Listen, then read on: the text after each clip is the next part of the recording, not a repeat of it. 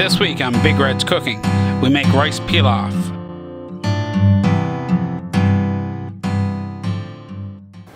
Hi and welcome back to Big Red's Cooking.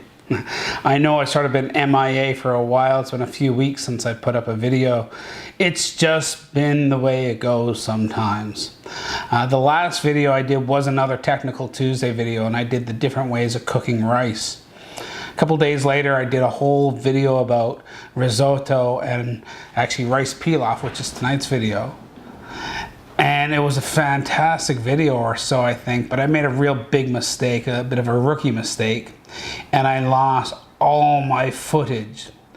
Just after that I ended up getting sick and I had to take a few days off from my regular job, and I just couldn't do anything. And you know what? Winter is almost here. It was funny. I was actually out working on my wood pile yesterday when a friend of mine sent me a message going like, "What's going on? I haven't seen any new content from you in a while." And I sent her this photo back. You know, basically what I told her is that my videos are buried underneath this wood pile.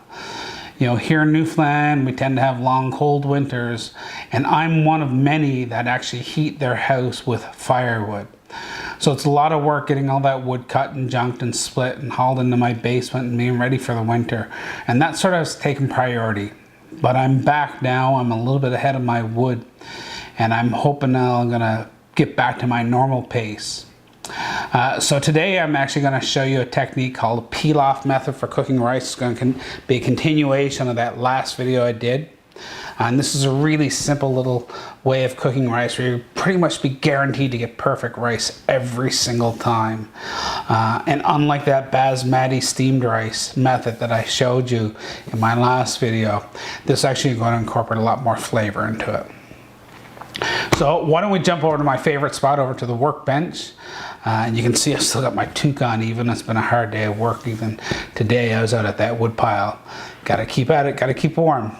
But we'll jump on over to the workbench and we'll pick up over there.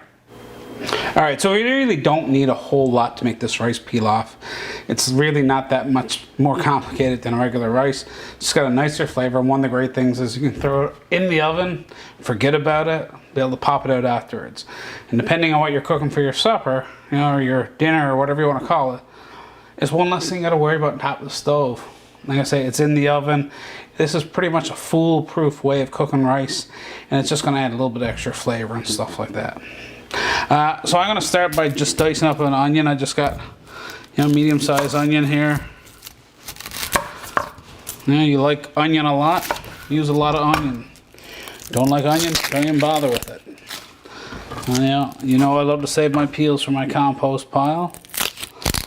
So that can become next year's vegetables. And if you haven't watched it yet, I'd suggest having a look at my video all around dicing onion. I'll actually link it at the end.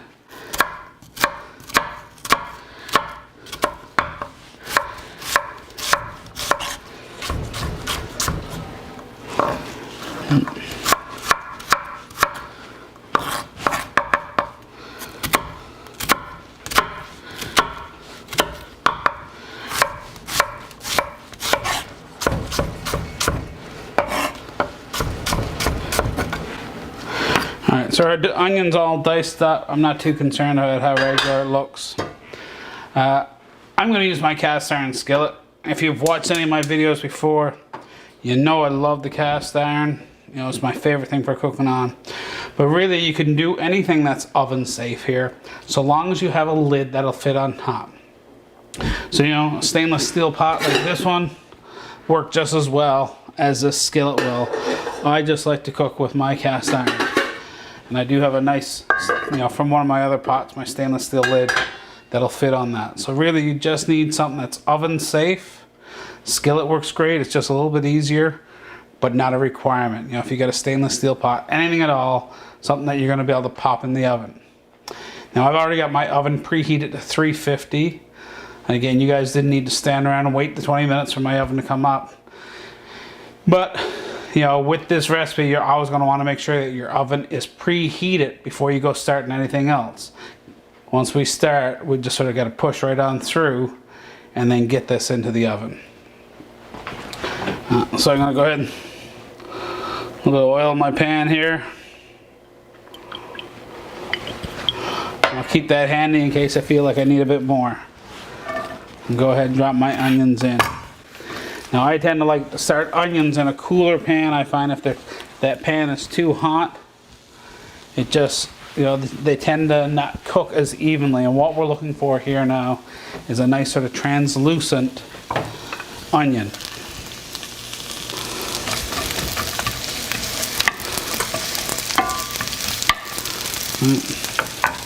So I've already measured off. I've got one cup of rice here, and then this here is some of my homemade stock. I will end up doing a future video about this, but I've got really good at getting $1.50 out of every dollar's worth of food that I buy. So one thing that I do, I never fail, and I actually have people calling me up sometimes to offer me up these, is that anytime I'm cooking a carcass, a turkey, a chicken, whatever, I always take the carcass afterwards and turn it into stock. Now I've got some stuff that I recorded over the Thanksgiving weekend for some future videos coming up closer to Christmas around doing turkeys without stuffing into it, and then taking those carcasses and turning them into a stock. So I've already tasted this. This is a fantastic stock. I will need to add a little bit of salt into it because I never season my stocks. I don't want seasoned stocks because I never know what I'm going to do with it. So I will end up seasoning this.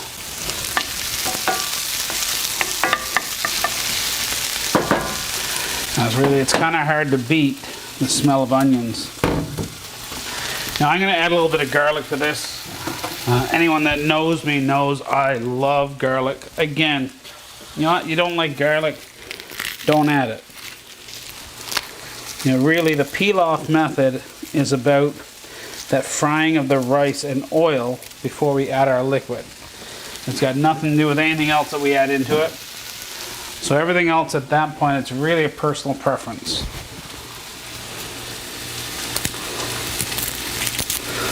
You know, and I always like to start with my onions and I'll come back to my garlic afterwards, because the garlic really doesn't need that much time, and we can actually add this in after we've added our rice in, so we make sure that our garlic doesn't get burned at all.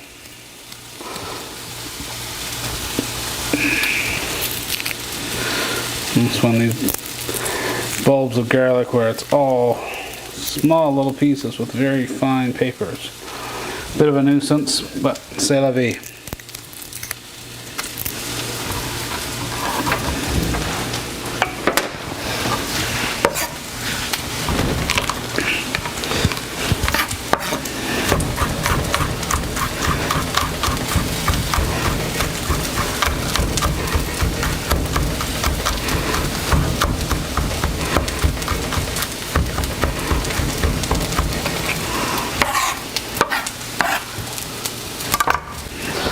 So our onions are starting to look nice here.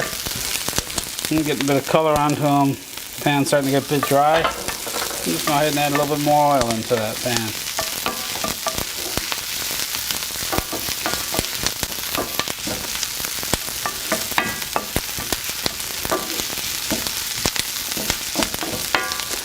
So what I'm going to do here now is I'm going to go ahead and add this rice right on into this pan. And what we're really looking to do is to make sure that all those rice grains have been coated with that fat. We want to give them just a little bit of cooking first. And what that's actually going to do is it's going to make a very light and fluffy grain of rice for us. And we're getting rid of all the excess starch that normally would be on the outside of our rice. I've got my pan turned right down as low as I can go right now. But like I say, so as we're cooking it, what we're doing is we're cooking up all that excess starch that's there. We're locking in all those starch granules, and it means that we're going to have a rice that's just will never stick at all. And you'll see now when we take this out of the oven. So I'm going to go ahead and throw my garlic in. And again, garlic really doesn't take much time to cook. And just one last little more splash of oil.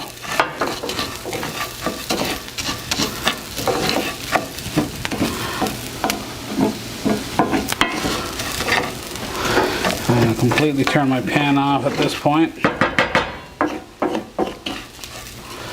And now we're going to go ahead and add this stock right on in.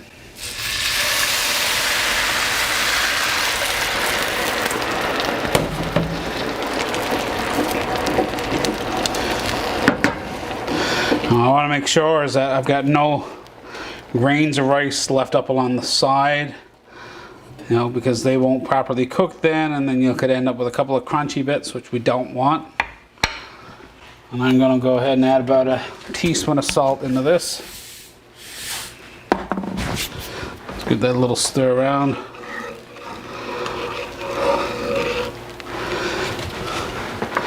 And we're going to go ahead and just pop this right on into the oven, just like so.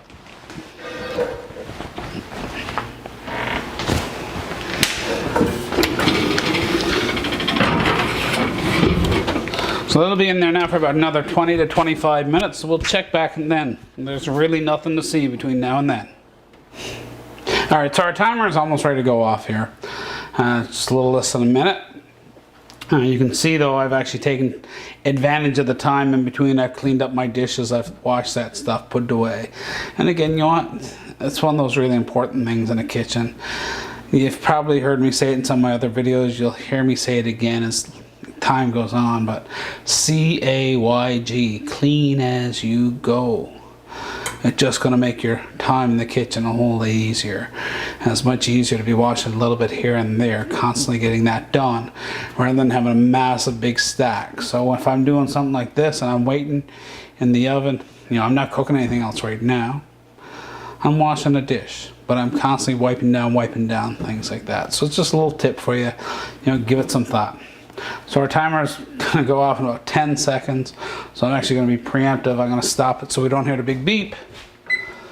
And it's smelling wonderful. So let's have a look at our rice here.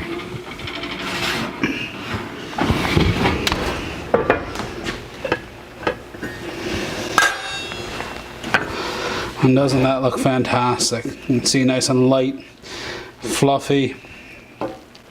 The grains are not sticking together at all. So what we're going to do is we're going to move on over to our counter here and we'll give this a little taste. So doesn't that look wonderful? Smells fantastic too. Let's go ahead and give it a little try.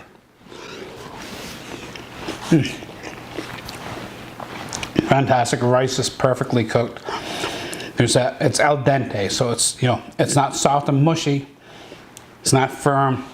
It's giving us something that we can actually chew through. A little bit of texture, the flavor of that onion and garlic is just wonderful right through it. Lots of flavor from the stock. You can see it's got some color from the stock, so it's just not a plain white rice anymore. So you can see this is really, really simple to do.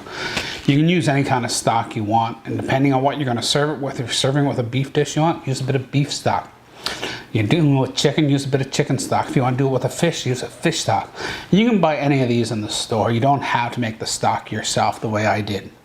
You know, there's lots of really great product out there. Now, I will caution you, if you're going to use a bouillon like an oxo cube or something like that, be careful. They tend to be very salty, so what you're going to want to do is taste that liquid that you add in there first. You know, make sure it's not something too salty. I'd hate to see it ruin your rice. You know, so really simple little technique. Glad to be back on our Technical Tuesday videos. I'm going to try and be a little bit more on top of things. You know, I got that big wood pile that you saw there in that picture earlier I got to get through, and winter is coming. But I do love doing these videos, and I'm glad to be back. So as always, if you've enjoyed this video, I'm going to ask you to please hit that like and that share button. You know, please go ahead and share this around on your social media. It does me a lot of help. You know, leave me a comment. I love to hear from people. I don't get a lot of comments lately. So give me a comment. Tell me what you liked, what you didn't like. Tell me what you'd love to see me do another video for. You know, getting some feedback from you guys is what's going to help to encourage me to do more of these videos.